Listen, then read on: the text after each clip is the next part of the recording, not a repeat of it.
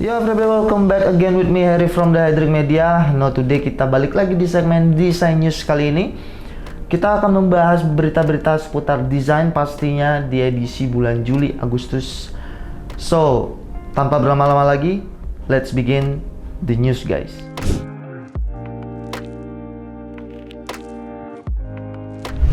Berita pertama kali ini kita akan membahas tentang serial Marvel terbaru yaitu Secret Invasion, di mana sudah rilis bulan lalu tanggal 21 Juni 2023. Kalian bisa streaming di Disney Plus Hotstar. Mungkin kalian sudah nonton juga ya serial ini. Tapi kita tidak akan membahas tentang plot cerita, skrip, dan karakter dari serial ini, tapi kita akan membahas tentang bagaimana penggunaan generative AI pada serial tersebut. Secret Invasion merupakan cerita komik Marvel yang menjadi salah satu peristiwa penting dalam industri komik Marvel. Ditulis oleh Brian Michael Bendis, orang yang sama dalam penulisan cerita Avengers, Secret Wars, House of M, dan Age of Ultron, dan disutradarai oleh Ali Selim.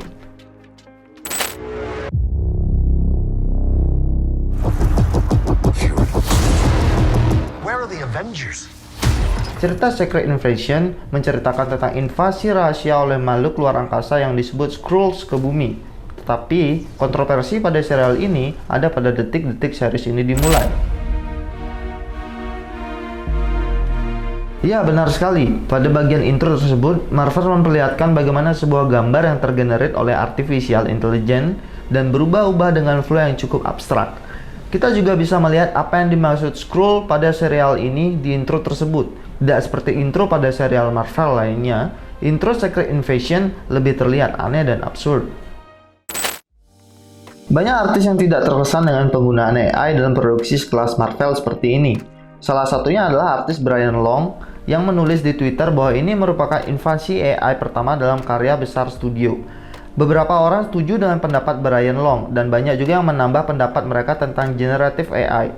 Salah satunya masalah copyright. Kita tahu bahwa generative AI menggunakan database yang tersebar di internet untuk digabungkan sehingga menjadi sebuah karya baru. Terkadang, generative AI seperti ini mencomot karya-karya dari artis-artis yang membuat fan art. Bahkan, konsep artis yang terlibat dalam pembuatan serial ini, Jeff Simpson, mengungkapkan keprihatinannya terhadap penggunaan AI. Jeff menambahkan, penggunaan generative AI ini sangat tidak etis dan berbahaya. Perihal ini, sang sutradara Ali Selim telah mengkonfirmasi kepada Polygon bahwa karya seni dalam pembukaan Secret Invasion dibuat menggunakan generative AI. Penggunaan AI pada intro serial ini merupakan hal yang disengaja. Menurut Ali, ini mengacu pada identitas Skrull yang dapat berubah-ubah bentuk dan gaya, meskipun banyak artis yang menentang hal tersebut. Kita tahu belakangan ini penggunaan generative AI sangat masif digunakan. Contohnya pada pembuatan film atau sebuah iklan. Ada banyak hal positif yang kita bisa ambil dari kontroversi ini. Salah satunya dengan menggunakan generative AI, kita bisa menghemat produksi. Ingat desain news kita sebelumnya? Di situ jelas, pemecatan artis yang dilakukan oleh perusahaan di China adalah untuk mengurangi pendanaan perusahaan dan juga mengalihkan pendanaan mereka ke arah yang lain, seperti engineer, konsep, atau konten yang lebih matang. Kedua, memangkas waktu produksi. Dengan menggunakan generative AI, kita bisa menggunakan waktu yang lebih efektif. Let's say pembuatan anime. Sebuah studio production house pembuatan anime bisa menggunakan generative AI untuk membuat anime mereka lebih cepat tayang. Jadi kita tidak perlu menunggu season-season berikutnya itu sampai bertahun-tahun. Tetapi pada kontroversi ini, sangat disayangkan Marvel menggunakan generative AI untuk intro mereka di Secret Invasion. Yang kita ketahui, awalnya Marvel adalah sebuah perusahaan komik superhero yang cukup terkenal. Kerja di pada studio Marvel adalah mimpi dari setiap ilustrator atau artis. Walaupun kita ketahui, Marvel membuka franchise pada setiap edisi film yang mereka buat. Harusnya penggunaan artis adalah konsep penting bagi mereka untuk penggarapan setiap film dari Marvel. Meskipun intro pada Secret Invasion ini terlihat agak aneh dan kurang menarik secara visual, mungkin ini maksudnya Marvel ingin menciptakan atmosfer yang sesuai dengan premis serial ini, di mana kehadiran gambar-gambar AI menciptakan ketidakpastian antara apa yang nyata dan apa yang dibuat oleh mesin. Atau maksud Marvel, Secret Invasion di sini adalah bagaimana artificial intelligence menginvasi dunia belakangan ini. Oke, setelah melihat berita tadi, bagaimana menurut kalian? Kita bisa melihat dari dua sisi. Satu sisi, generative AI sangat membantu pekerjaan manusia dan membantu perkembangan teknologi ke depannya. Tetapi, satu sisi, generative AI sangat meresahkan, tidak etis, dan membahayakan. Ya, seperti melawan hukum alam.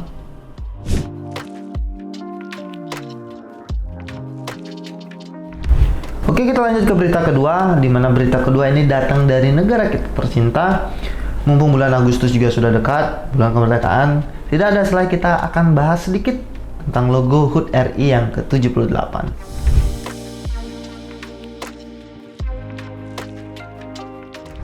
Dilansir dari kompas.com 12 Juni kemarin, pemerintah melalui Kepala Sekretariat Presiden Heru Budi Hartono mengatakan logo HUT ke-78 RI dipilih langsung oleh Presiden Joko Widodo. Logo tersebut merupakan hasil karya desainer yang diseleksi oleh Kementerian Pariwisata dan Ekonomi Kemenparekraf yang bekerjasama dengan Asosiasi Desainer Grafis Indonesia atau ADGI. Logo HUT RI ke-78 ini bertemakan terus melaju untuk Indonesia maju. Heru menjelaskan, logo tersebut mencerminkan rasa tegas, stabil, lugas, dan kesatuan.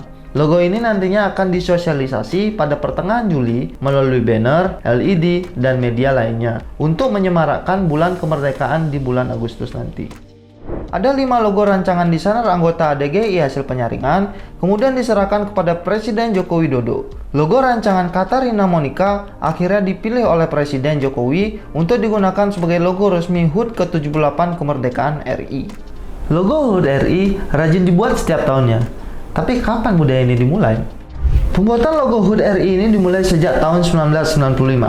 Tepatnya pada HUT RI ke-50, di mana pada masa Orde Baru, Golden Age dari Indonesia ini dirayakan sangat spesial. Karena pada momentum ini, Presiden RI saat itu yaitu Soeharto, menjadikan HUT RI ini sebagai latar pameran keberhasilan pembangunan Orde Baru, yang sudah berlangsung selama hampir 3 dasawarsa. Oke, sedikit kita bahas tentang logo HUT RI ke-78 ini, yang brand identity-nya disusun oleh SOSJ Bureau dan juga desainer terpilih Katarina Monica. Katarina Monica yang sering disapa Monik sudah bergelut di bidang grafik desain sejak 11 tahun lalu. Sedangkan SOSJ Bureau adalah sebuah perusahaan desain konsultan yang berfokus pada brand identity dan brand expression. Banyak klien yang sudah mereka tangani, seperti Sijin, Itlah, Burgreen, dan masih banyak lagi. Menurut brand guideline yang mereka susun untuk logo HUT RI ke-78 ini, ada 6 konsep visual yang mereka tanamkan. 1. Estafet, di mana maksudnya adalah semangat gotong royong yang melibatkan seluruh elemen bangsa. 2. Terus melaju, di mana angka 7 yang dibiaskan menjadi tanda panah ke pojok atas menunjukkan gerakan maju dengan gerakan progresif menuju Indonesia maju.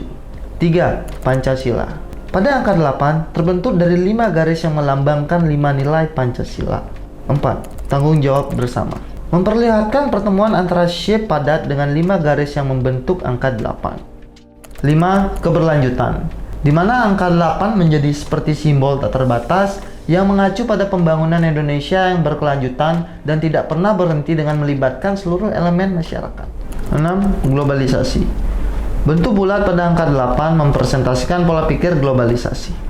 Tetapi banyak pro dan kontra di logo HUT RI ke-78 ini. Tidak sedikit orang mengatakan logo ini mirip dengan sirkuit balap, bahkan ada yang mengatakan mirip lintasan Tamiya. Tetapi ada juga yang mengatakan bahwa super grafiknya mirip dengan action gitar Frankenstein milik Eddie Van Halen. So, bagaimana menurut kalian? Secara sekilas, memang logo HUT RI ke-78 ini terlihat generik. Ya wajar kan kalau ada yang mengatakan super grafiknya atau visualnya sangat mirip.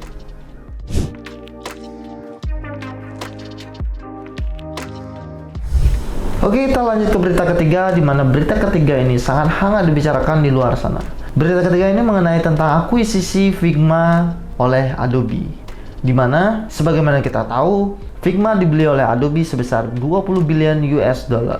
Berita terbarunya, Adobe mengkonfirmasi akan memastikan membeli Figma di tahun ini.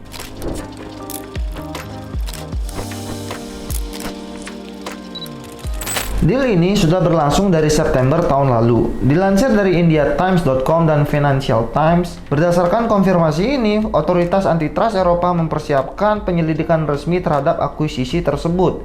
dengan alasan kekhawatiran bahwa transaksi tersebut akan mengurangi inovasi dan meningkatkan market value perangkat lunak kolaboratif secara signifikan.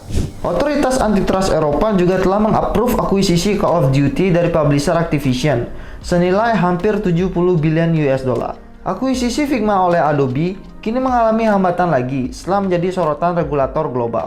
Inggris telah meluncurkan penyelidikan awal terhadap kesepakatan ini bulan lalu. Sementara, Departemen Kehakiman Amerika Serikat juga dilaporkan sedang mempersiapkan gugatan untuk memblokir transaksi ini. Uni Eropa membenarkan keputusan tersebut dengan alasan kekhawatiran bahwa akuisisi tersebut berpotensi secara signifikan mempengaruhi persaingan di pasar perangkat lunak desain produk interaktif dan whiteboarding. Sejak itu, regulator semakin khawatir bahwa kesepakatan ini merupakan akuisisi pembunuh, di mana perusahaan besar membeli pesaing yang lebih kecil untuk menghilangkan persaingan, kata 4 orang yang mengetahui pemikiran Uni Eropa. Di luar dari drama tersebut, Adobe menunjukkan keseriusannya untuk mengakuisisi Figma. Dilansir dari TheFirst.com, Adobe telah menghapus Adobe XD dari Adobe Creative Cloud Launcher dan tidak tersedia lagi pada pembelian aplikasi satuan atau terpisah. Tetapi, pada bundle Creative Cloud, Adobe XD masih bisa diakses. Pihak Adobe sudah mengkonfirmasi hal tersebut dan mereka tetap melayani support pada user Adobe XD yang setia menggunakan Adobe XD. Wajar saja Adobe menghapus Adobe XD dari Adobe Creative Cloud mereka. Setelah akuisisi ini berhasil, tidak ada alasan lagi untuk mempertahankan dua aplikasi yang bersaing satu sama lain, bukan? Di satu sisi, Figma baru saja mengadakan konferensi besar mereka, di mana Figma mengumumkan segudang fitur baru yang menguatkan visi mereka di kolaboratif desain web tools ini, yaitu Developer Mode, Variable, dan tentu saja ini tidak akan menjadi konferensi desain di 2023 kalau tidak menyebutkan AI. Namun, di luar dari hipotesa tentang AI mereka, Figma memiliki pengumuman yang lebih legit, di mana mereka baru saja mengakuisisi Diagram, AI Powered Design Utility. Hal ini dikonfirmasi langsung oleh Jordan Singer, CEO dari Diagram. Diagram adalah sebuah perusahaan yang berfokus pada pembuatan tools yang dapat meningkatkan produktivitas pada desainer UI. Dengan akuisisi Diagram oleh Figma, wajar saja Adobe semakin bergairah untuk mendapatkan Figma. Banyak orang menanggapi bagaimana Adobe mengambil langkah-langkah serius dalam akuisisi terhadap Figma. Salah satunya masalah pemindahan aset dari Adobe XD ke Figma. Apakah lancar atau tidak? Selain itu, masalah Creative Cloud. Apakah Figma akan menggantikan Adobe XD di Creative Cloud? Ini penting agar desain workflow mereka bisa direncanakan ke depannya. Selain itu, ada juga yang menginginkan akuisisi ini gagal karena masalah monopoli market desain software yang dilakukan oleh Adobe. Memang, di satu sisi, Adobe XD sangat tidak berkembang seperti halnya Figma. Tetapi, banyak alasan juga mengapa akuisisi ini patut disorot. Bersama dengan Canva yang berbasis di Australia, Figma adalah salah satu produsen alat desain berbasis cloud terkemuka yang menjanjikan kinerja yang lebih baik daripada perangkat lunak Adobe, termasuk sistem pengeditan gambar Photoshop yang telah mendominasi pasar selama bertahun-tahun. So, bagaimana pendapat kalian? Apakah kalian setuju dengan langkah Adobe atau justru kalian ingin persaingan antara Figma dan Adobe tetap berlangsung? Kalau gue sih better Figma berdiri sendiri ya, seperti halnya Canva. Selain agar Adobe tidak memonopoli pasar desain software dan juga agar Adobe tetap berinovasi ke depannya. Seperti halnya Adobe Express yang mereka buat berdasarkan adaptasi dari Canva.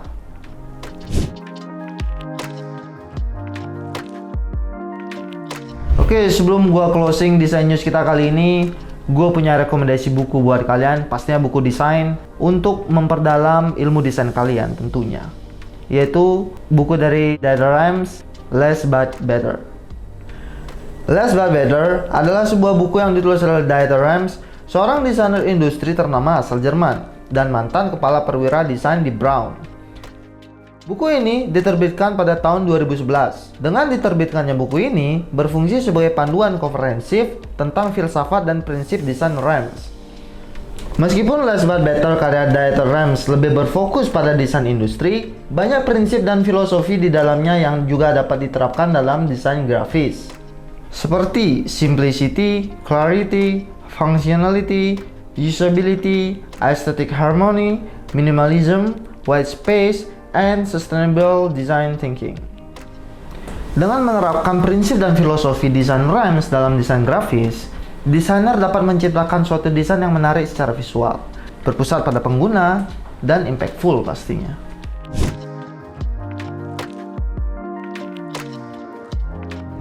So itu dia desain news kita kali ini guys, dan jangan lupa untuk follow Instagram kami di @hadrikmedia, dan jangan lupa juga untuk like, share, dan subscribe. So see you in the next video guys.